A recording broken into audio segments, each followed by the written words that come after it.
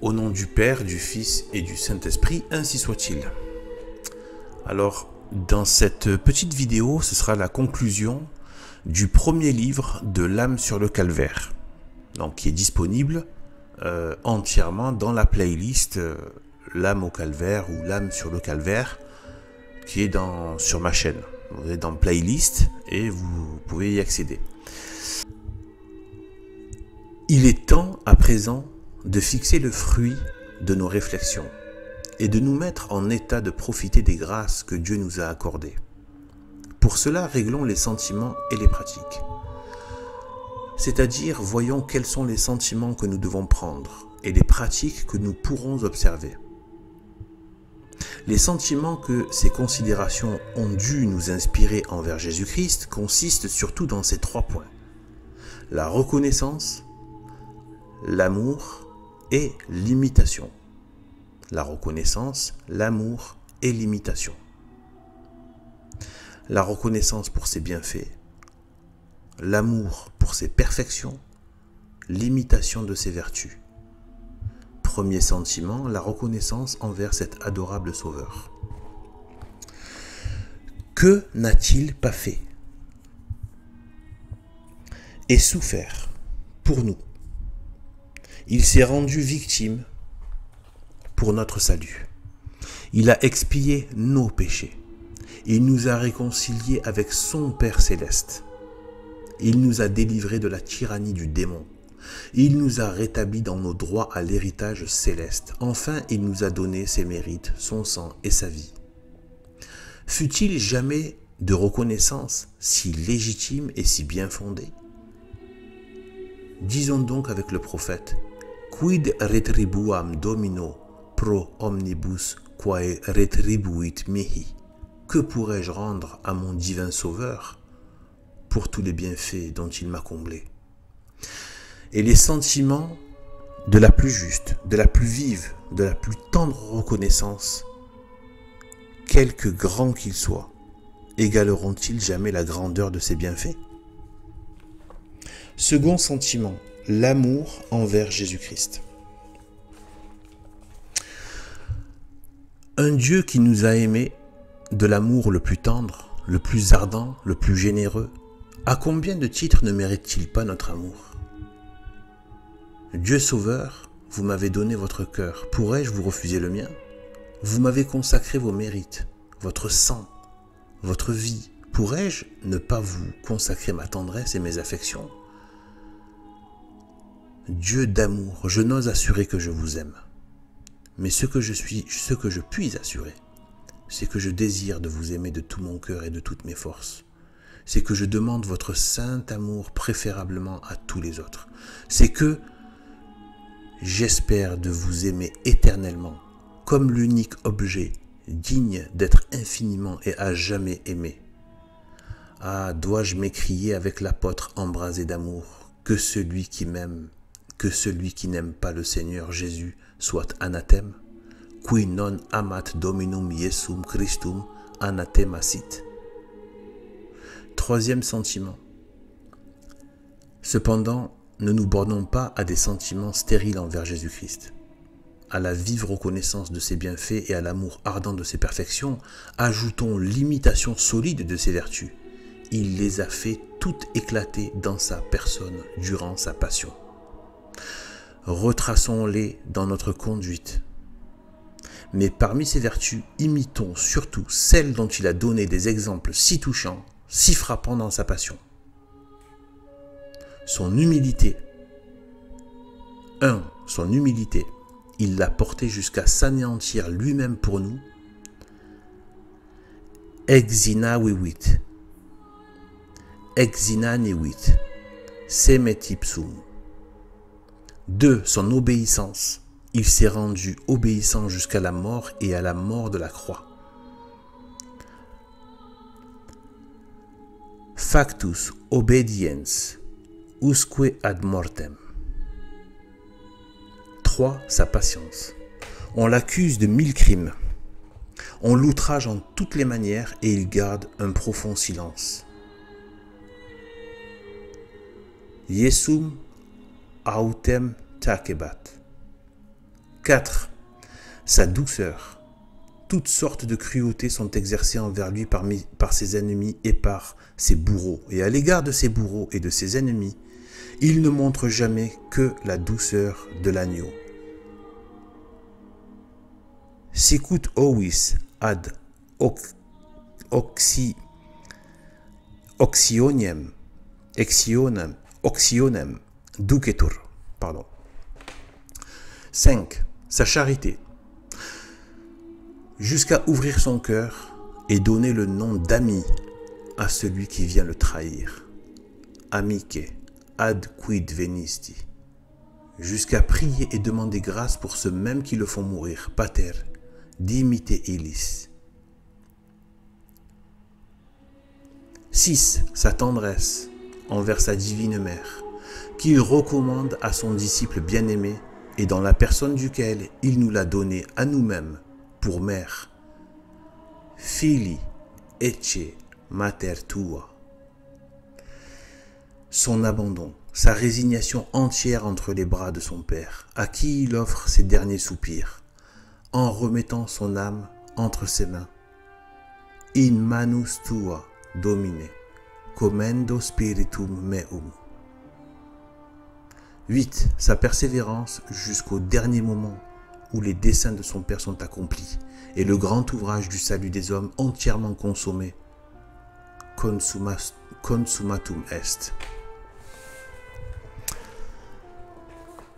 L'abbé Baudran, fin de cette petite conclusion, l'abbé Baudran, qui est magnifique d'ailleurs, parce qu'on voit vraiment tous les fruits et tout ce que cela implique, c'est merveilleux. Donc à réécouter sur tous les points qu'il soulève là par rapport à quel rapport on doit avoir avec la passion de Jésus-Christ. Et ensuite il termine donc souvent que c'est parti par une prière. Donc la prière qu'il propose, suite à cela, il propose donc: telles sont les grandes, les sublimes vertus que je dois imiter dans vous. Ô mon adorable Sauveur, c'est surtout par l'imitation solide et la pratique constante de ces vertus que je vous marquerai ma reconnaissance, que je vous témoignerai mon amour, et ce sera là en même temps le fruit salutaire que je tirerai de ces considérations, puisque après tout, toute la religion consiste à imiter celui que nous adorons. Summa religionis imitariquem colemus. Ainsi me rendrai-je conforme à vous en qualité de modèle par excellence de tous les prédestinés. Ainsi aurai-je, comme je l'espère, dès cette vie même, le gage de la prédestination éternelle. Quod prescivit et predestinavit conformes fieri imaginis filii sui. Ensuite, il donne quelques points pratiques. Il y a différentes pratiques par lesquelles on peut honorer la passion de Jésus-Christ et entrer dans l'esprit de la croix. Avoir toujours sur soi l'image de Jésus crucifié, la baiser souvent avec respect ou la porter sur son cœur. Tous les jours se fixer certain nombre d'actes de mortification. Tous les vendredis pratiquer quelques pénitences à l'honneur de la passion.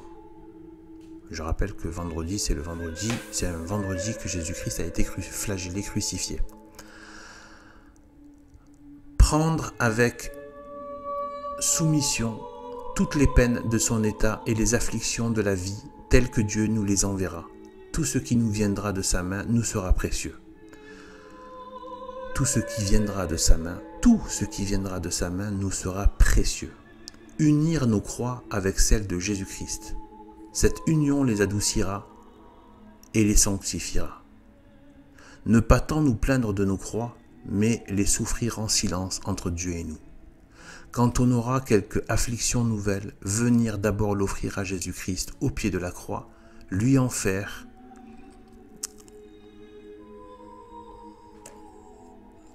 don et lui demander son secours. Excusez-moi, il y a eu un problème de lisibilité des caractères. 8.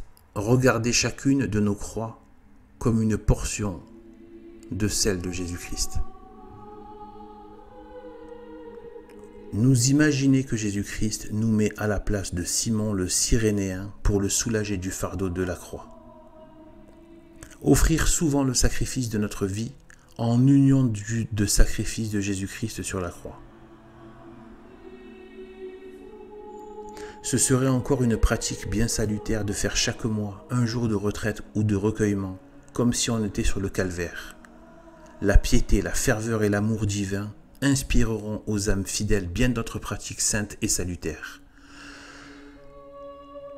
La principale et la plus essentielle sera toujours celle de porter la croix de Jésus-Christ selon son esprit et selon son cœur.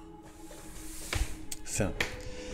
Et j'ajouterai, je me permets d'ajouter quelque chose aussi qui est de foi, et qui est du dogme catholique, qui est de l'Église catholique, et qui est de pratiquer le rosaire, la prière du rosaire. Voilà, il faut la pratiquer, le mieux c'est quotidiennement. Moi je la pratique quotidiennement, j'essaye, pour l'instant ça va, je tiens, peut-être je ferai une petite vidéo sur comment arriver à pratiquer le rosaire au quotidien, avec ma petite expérience. Je pense que ça peut vraiment aider, parce que là c'est un trésor inestimable de pratiquer le rosaire, et ça rentre dans la même ligne que ce que propose l'abbé Baudran, parce que ça nous fait revivre la vie de Jésus-Christ d'une manière vraiment surnaturelle et qui apporte énormément de grâce et de force et de vie en Christ, c'est-à-dire la vie tout court. Parce que n'oublions jamais que la mort, ça aussi c'est du dogme catholique, la mort c'est pas que la mort physique, la mort de l'âme, c'est l'âme qui n'est pas avec Dieu, elle est morte. Voilà. Donc la plupart des gens qui ne vivent pas avec Jésus-Christ sont tout simplement des âmes mortes. Voilà. Et la mort, les âmes qui meurent, les âmes qui sont dans un état de mort, elles sont pas mortes dans le sens où elles arrêtent d'exister, mais elles sont mortes dans un état où elles n'ont pas la vie en Christ. Elles existent, mais elles n'ont pas la vie. Il y a une différence entre exister et vivre. Elles existent, mais elles n'ont pas la vie. Et donc, comme elles sont éternelles, les âmes, donc, si elles n'ont pas la vie, elles ont la mort. Et si elles n'existent pas dans la vie du Christ, elles existent dans la mort du diable. Voilà. Donc, et des démons, et de l'enfer. Donc, voilà, j'espère que vous en aurez tiré quelques fruits. Voilà. Et puisse Dieu nous aider dans cette vie qu'on a à vivre, et qu'on espère qu'elle aura pour tous et pour toutes les âmes, même celles des pécheurs, eh bien une issue heureuse au paradis. Voilà. Même si on sait qu'au final il n'y aura pas tout le monde, mais il faut le souhaiter pour tout le monde. Voilà. Au nom du Père, du Fils et du Saint-Esprit, ainsi soit-il. Au revoir.